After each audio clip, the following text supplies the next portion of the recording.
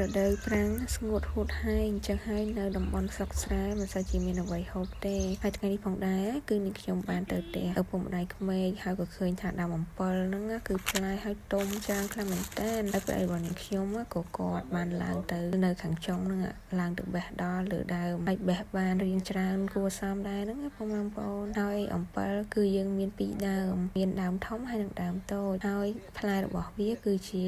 ដើមអំពិលផ្អែមវារៀងជូរតិចតួចដែរធ្វើឲ្យយើងញ៉ាំទៅគឺឆ្ងាញ់ជក់ចិត្តអារម្មណ៍តែម្ដង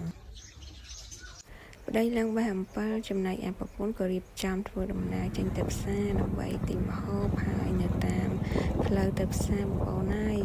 ដើមឈើអីគឺងាប់អស់ហើយដោយសារតែនៅស្រុកស្រែគឺក្តៅខ្លាំងពេកហើយក៏ជិះមកដល់សាលារៀនមានវត្តមានផ្សារហើយផ្សារគេហ្នឹងគឺដូចផ្សារកមូនអញ្ចឹងគឺអត់ដល់ពេលព្រឹកទេពេលថ្ងៃពេលល្ងាចហ្នឹងមិនសូវជាមានអ្នកលក់ច្រើនហោហែដូចពេលព្រឹកទេ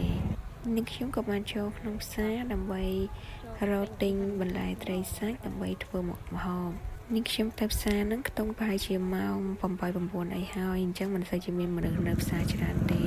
ហើយនេះគឺជាបន្លែដែលនាងខ្ញុំបានទិញពីផ្សារមកវិញគឺមានច្រើន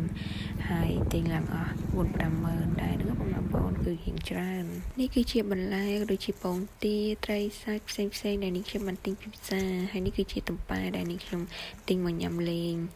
ហើយមានដូចជាស្ពៃបូកគោស្ពៃទឿផ្សិតម្ជុល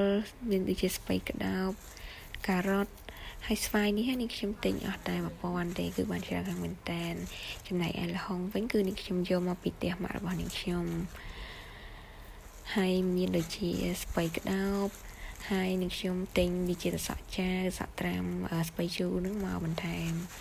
ហើយមានក្រូចមានសក់អីចឹងទៅសពមុខបែបយ៉ាងចឹងទៅនាងខ្ញុំទិញទុកឲ្យម៉េចបើនាងខ្ញុំគាត់ធ្វើពិសានៅពេលដែលនាងខ្ញុំមកភ្នំពេញវិញអញ្ចឹងនាងខ្ញុំទិញរៀងច្រើនបន្តិចទុកឲ្យពួកគាត់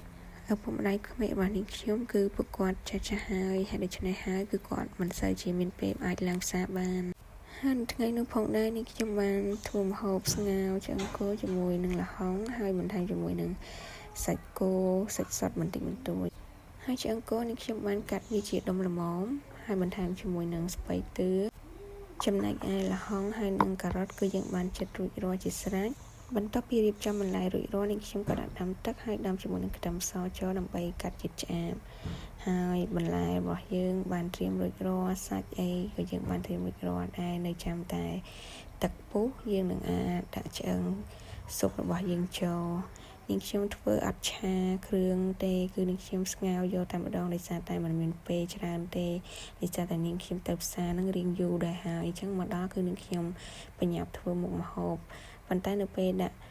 ឆ្អឹងស៊ុបយើងអត់បានឆាគ្រឿងវារៀងឆ្អាបដែរប៉ុន្តែនៅពេលដែលលីងស្លឹកខ្ទឹមអីឬក៏ខ្ទឹមពងអីទៅគឺវាកាត់ឆ្អាបហើយវាអត់មានបញ្ហាអីទេដោយសារតែនាងខ្ញុំបញ្ញាប់អញ្ចឹងក៏នាងខ្ញុំធ្វើស្ងោរតែម្ដងអត់ឆាគ្រឿងបើមិនយើងឆាគ្រឿងអញ្ចឹងវាអត់សូវធំក្លិនសាច់គោខ្លាំងពេកនៅពេលដែលយើងបានដាក់គ្រឿងរងាស់អីហើយចឹងទៅយើងក៏បានដាក់ស្ករអំបិលប៊ីចេងរ៉ូឌី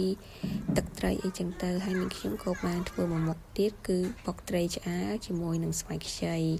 ដែលចាស់គឺតែងតែចូលចិត្តមុខម្ហូបមួយមុខនេះហើយត្រីឆ្អើរគឺជាត្រីឆ្អើររបស់ខ្លួនឯងម៉ាក់របស់នាងខ្ញុំគាត់ឆ្អើរផ្ទាល់ដៃ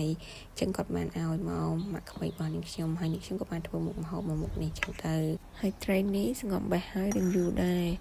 ឡើងមុតដៃផងអីផងងំបេះហើយបានមួយចាននឹងហើយយើងខ្ញុំក៏បានបន្ថែមជាមួយអំបិលស្ករសប៊ីចេងរ៉ូឌីហើយចឹងទៅយើងបុកត្រីនឹងជាមួយនឹងស្វាយនឹងដើម្បីឲ្យវាចូលជាតិគ្នាល្អអ្នកដែលបានមើលវីដេអូនេះហើយកុំភ្លេចសាកល្បងធ្វើទាំងអស់គ្នាណាសូមជម្រាបលា